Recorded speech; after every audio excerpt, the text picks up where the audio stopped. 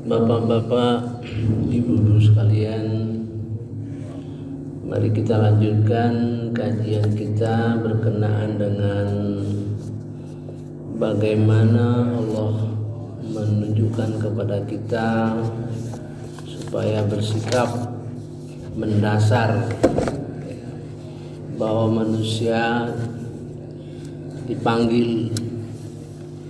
A'udzubillahi minasyaitonirrajim. Bismillahirrahmanirrahim. Wahai manusia, sembahlah Tuhanmu yang telah menciptakan kamu dan orang-orang yang sebelum kamu agar kamu bertakwa. A'udzubillahi minasyaitonirrajim. Bismillahirrahmanirrahim. Ya ayyuhan nas u'budu rabbakumul ladzi khalaqakum walladzina min qablikum la'allakum tattaqun. Mengapa kita semua dipanggil manusia? Hai manusia yang beriman, yang kafir, yang musyrik, yang fasik, yang zalim, yang dolin, yang muzabzab, yang harafin, semua dipanggil manusia sepanjang mereka masih hidup.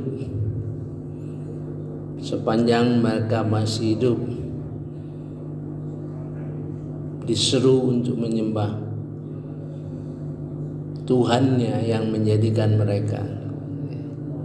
Ini mengandung makna bahwa bagi kita yang katakanlah orang beriman, jangan sampai kita melakukan sesuatu di mana tidak punya dasar. Orang yang tidak beriman tapi tidak memusuhi kita berbeda dengan orang yang tidak beriman tetapi musuh kita. Itu harus dibedakan. Oleh sebab itu ayat-ayat Al-Quran tersebut merupakan prinsip dasar. Maka apabila manusia itu berubah jadi kategori munafik misalnya, ya, maka Allah akan menjelaskan ciri-ciri orang munafik itu dan apa yang mereka lakukan. Ya, di dalam Al-Quran itu jelas. Jadi setidak-tidaknya mengerti kita mengapa kita harus melakukan suatu tindakan, ya, suatu respon harus sesuai dengan apa yang ditentukan Allah Subhanahu wa taala. Ya. Lebih lanjut dalam surah Al-Isra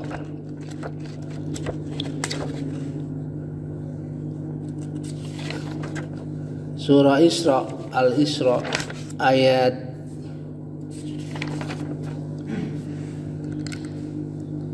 70. A'udzubillahi minasyaitonirrajim. Bismillahirrahmanirrahim. Dan sungguh kami telah memuliakan anak cucu Adam dan kami angkut mereka di darat dan di laut dan kami beri mereka rezeki dari yang baik-baik dan kami lebihkan mereka di antara banyak makhluk yang kami ciptakan dengan kelebihan yang sempurna. Jadi Allah tuh memuliakan Bani Adam, ya. Jangan sampai kita melakukan tindakan yang menghinakan, ya, tanpa alasan. Walaqad karramna Bani Adam. Kami telah memuliakan, sungguh kami telah memuliakan, ya, anak keturunan Adam. Wa hamalnahum fi bar, dan kami membawa mereka di darat dan di laut wal bahri, wa razaqnahum minat thayyibat, dan kami telah memberi mereka rezeki yang baik-baik, wa faddalnahum, dan kami telah mengutamakan mereka, wa faddalnahum ala katsir, ya, di atas kebanyakan, ya. Dan mimman khalaqna tafdila, ya, dari makhluk-makhluk yang telah kami ciptakan banyak keutamaan, ya. Dan ingatlah pada hari kami panggil setiap umat dengan pemimpinnya, dan siapa diberi catatan amalnya di tangan kanannya, mereka akan membawa catatannya dengan baik, dan mereka tidak akan dirugikan sedikit pun. Ini pada akhirnya kita bersama-sama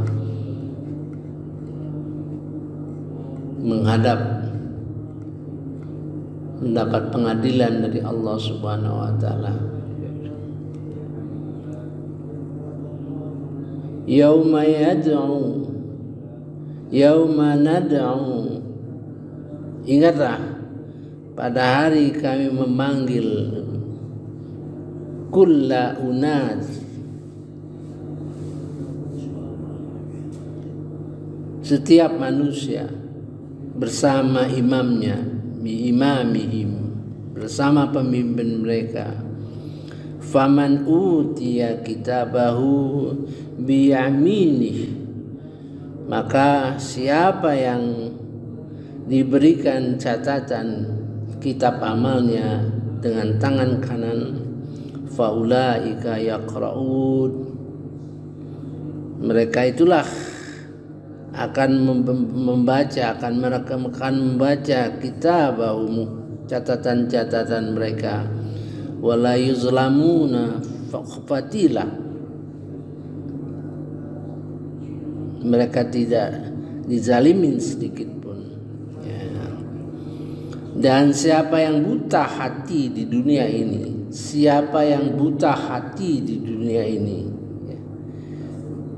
maka ia di akhirat akan buta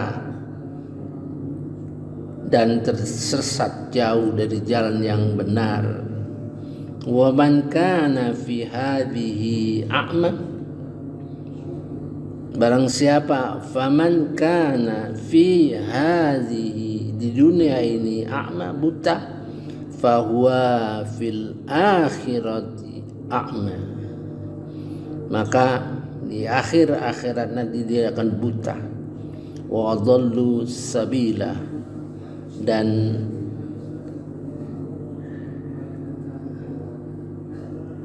dia akan tersesat jauh daripada yang benar. Nah, itu jadi pelajaran kita, ya.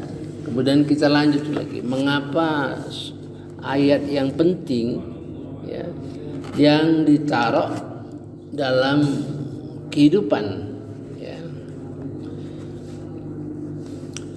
Ayat yang penting, ya. Ayat yang perlu kita pegang di dalam surah Al-Hujurat. Inna akramakum indallahi atqakum, sesungguhnya yang paling mulia di sisi Allah itu adalah orang yang paling bertakwa. Tapi ayat ini diletakkan bersama-sama manusia lainnya. Mari kita baca Al-Hujurat ayat 11. Wahai orang-orang yang beriman, janganlah kamu mengolok-olok kaum yang lain, karena boleh jadi mereka yang diolok-olok itu lebih baik daripada mereka yang mengolok-olok. Dan jangan pula perempuan-perempuan mengolok-olok perempuan lain. Boleh jadi perempuan yang diperolok-olok itu lebih baik dari perempuan yang mengolok-olok. Janganlah kamu saling mencela satu sama lain, dan janganlah saling memanggil dengan gelar-gelar yang buruk. Seburuk-buruk panggilan adalah panggilan yang buruk fisik setelah beriman, dan barang siapa tidak bertobat maka mereka itulah orang yang zalim.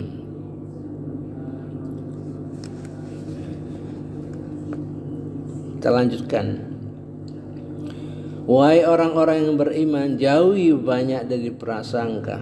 Sesungguhnya sebagian dari prasangka itu dosa. Dan janganlah kamu mencari-cari kesalahan orang lain. Dan janganlah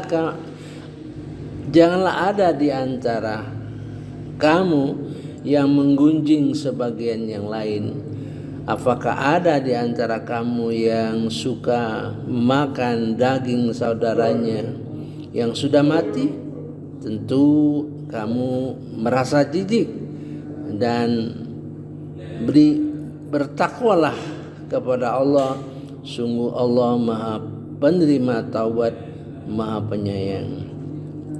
Wahai manusia,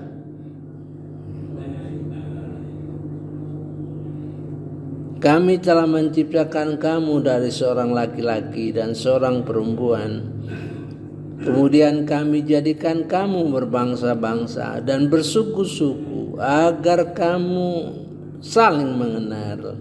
Sungguh yang paling mulia di antara kamu di sisi Allah ialah orang yang paling bertakwa.